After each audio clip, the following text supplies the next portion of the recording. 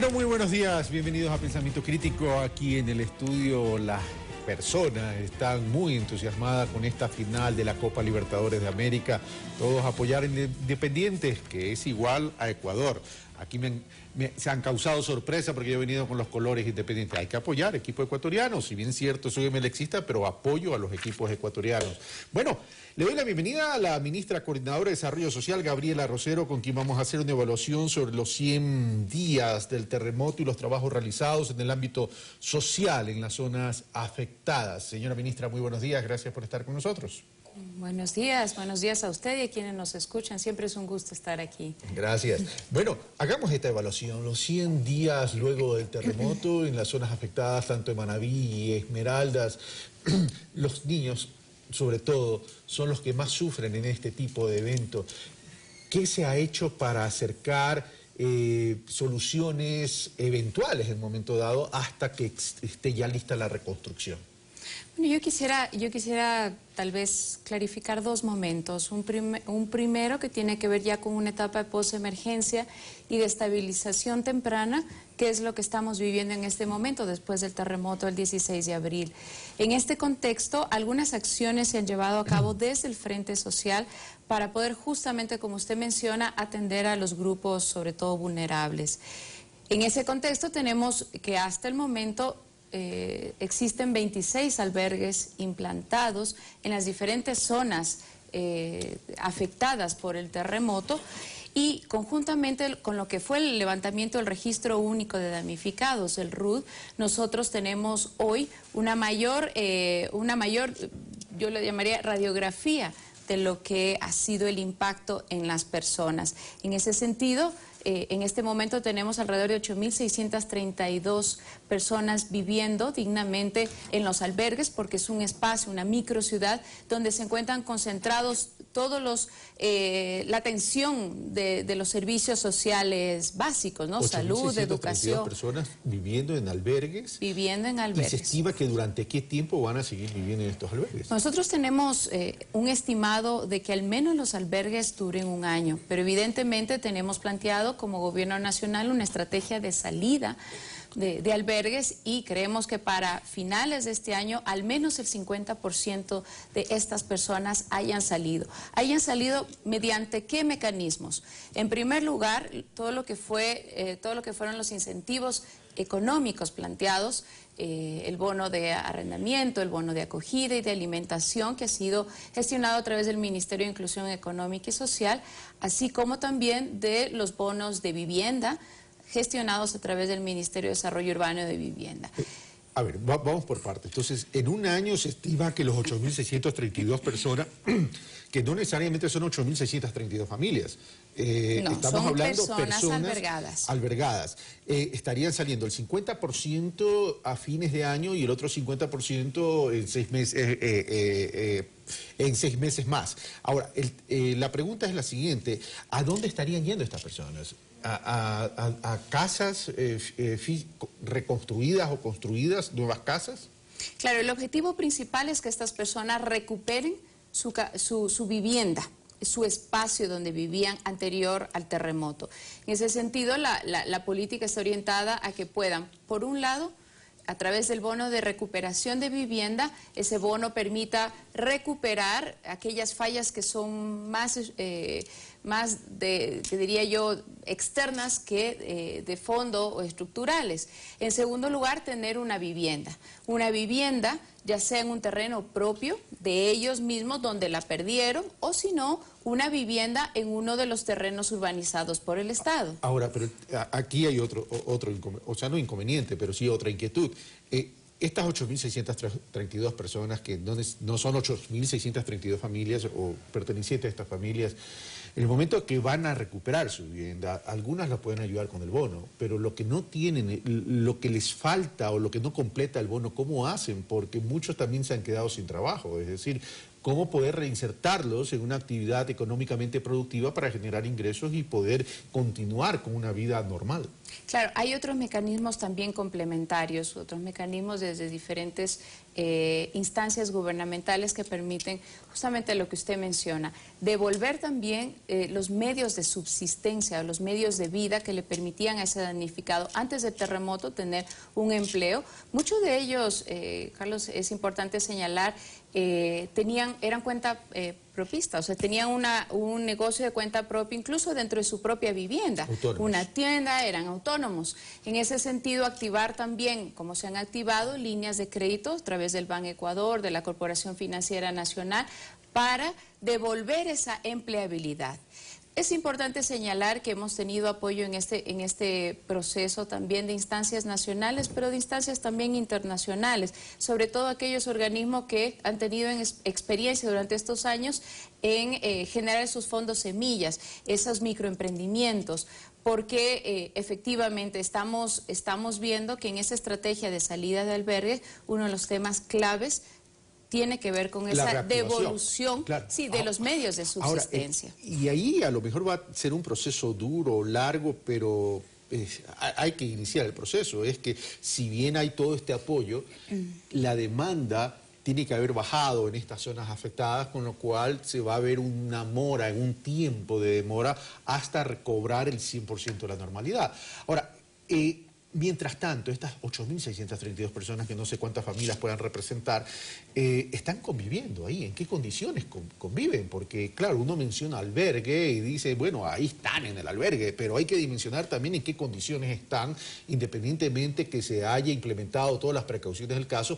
Ahí existe un grado de convivencia entre estas personas que no debe ser nada fácil tampoco. Claro, y dejó de ser privado.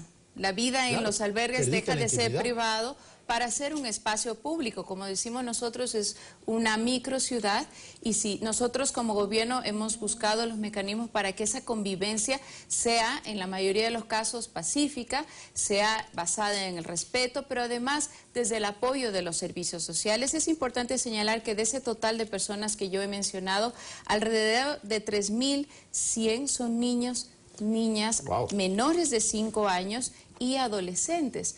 Entonces, usted comprenderá, y quienes nos escuchan también, que el implementar una estrategia de atención prioritaria para estos niños y niñas es importante. Nosotros ahí tenemos desde lo que son las instancias de salud y desde las mismas educadoras del MIES, atención, apoyo emocional, apoyo psicológico, control de desnutrición, control de hábitos de consumo saludable, pero también cuando hablamos nosotros de la implementación de rutas para evitar la violencia en cualquiera de los tipos, así como también prevención de uso de drogas. A eso iba. Lamentablemente en el Ecuador hay indicadores de violencia intrafamiliar muy elevados. No digo que estas personas estén inmersas en el tema, pero todas esas cosas hay que prevenir porque es una realidad. En ese sentido, ¿cómo proteger a estos 3.100 niños y niñas de una convivencia que a lo mejor ya de por sí es compleja y que puede ser mucho más compleja y complicada, producto de comportamientos que nos reflejan los indicadores? Claro, desde la reacción misma del Estado, desde la formación que se ha dado y las capacitaciones que se ha dado a quienes están al frente de los albergues. Recordemos que ahí nos están apoyando elementos de las Fuerzas Armadas, de la Fuerza Pública, Policía, y también desde los ministerios involucrados, el MIES, Ministerio de Salud, el Ministerio de Interior, el Ministerio de Justicia. Entonces tenemos un contingente de personas formadas y también de mecanismos implementados dentro de los albergues, porque hay una organización también dentro de los albergues, hay un modelo de gestión que permite que los propios albergados o damnificados sean parte del mecanismo de gobernanza. Existen reuniones casi a diarios para poder resolver en ese espacio qué es lo que ha pasado el día, qué casos. Un concepto de comunidad. Claro, un concepto de comunidad en el cual estamos Estado, pero están también la ciudadanía, y se han implementado mecanismos y rutas también para atender los casos. Más allá de esta logística y de esta organización y de estos trabajos que está haciendo el Estado ecuatoriano para poder tornarles la normalidad a estos 8.632 personas, de los cuales son 3.100 niños y niñas, no se ha aprovechado. De las crisis también se presentan oportunidades. Así es. ¿No se ha aprovechado este tiempo también como para poder llegar a ellos más allá de la atención psicológica, más allá de la atención de la medicina, de la nutrición, de la alimentación, de la seguridad, etcétera, etcétera, como para poder aprovechar el tiempo y capacitarlos en términos de asociación, de emprendimientos asociativos, productivos, a efectos de que una vez que recobren la normalidad hayan aprovechado ese tiempo para estar más fortalecidos y más preparados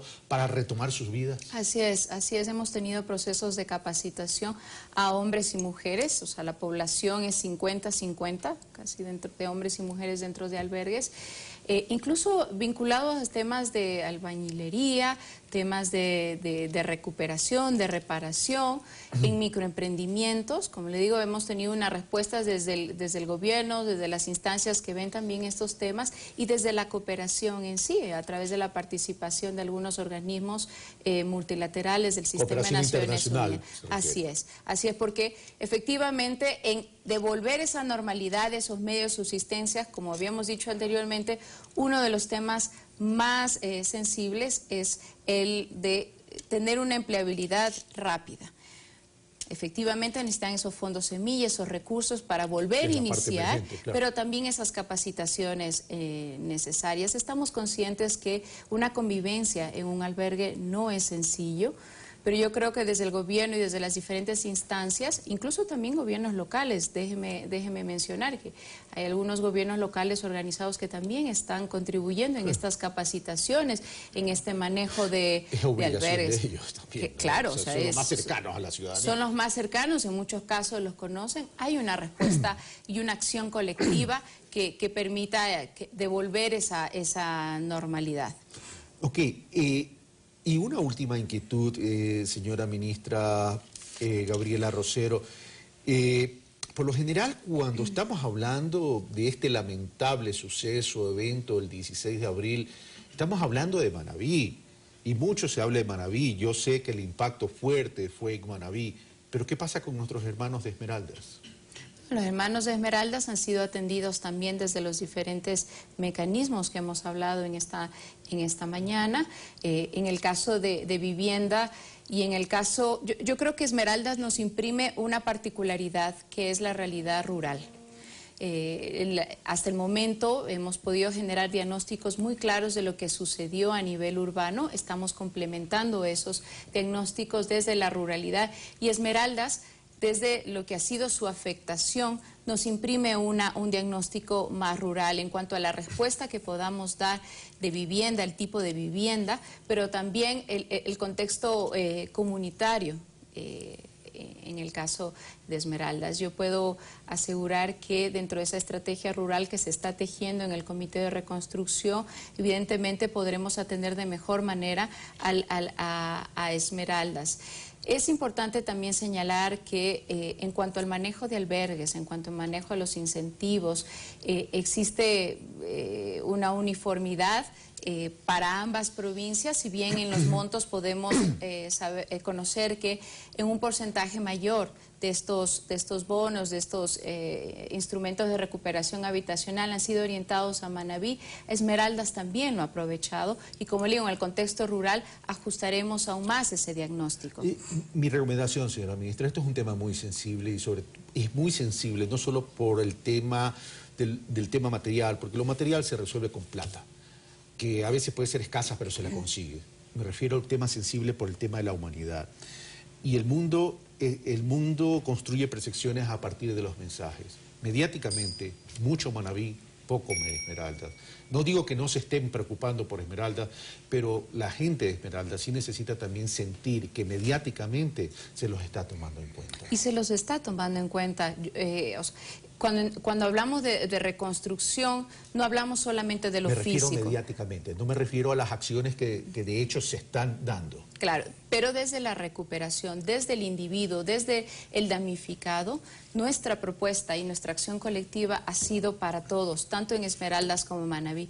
pero le agradezco esa recomendación. Es una sugerencia simplemente, ni siquiera como comunicador, sino como ciudadano. Pero hemos estado ahí. Qué bueno. Señora ministra, muchas gracias. Nosotros hacemos una pequeña pausa y regresamos con doña Tania Sarmiento, directora de la Fundación Municipal de Turismo para Cuenca, para hablar sobre las necesidades de establecer al turismo como una herramienta estratégica para el desarrollo local y territorial, tema que vengo abordando ya desde hace algún tiempo.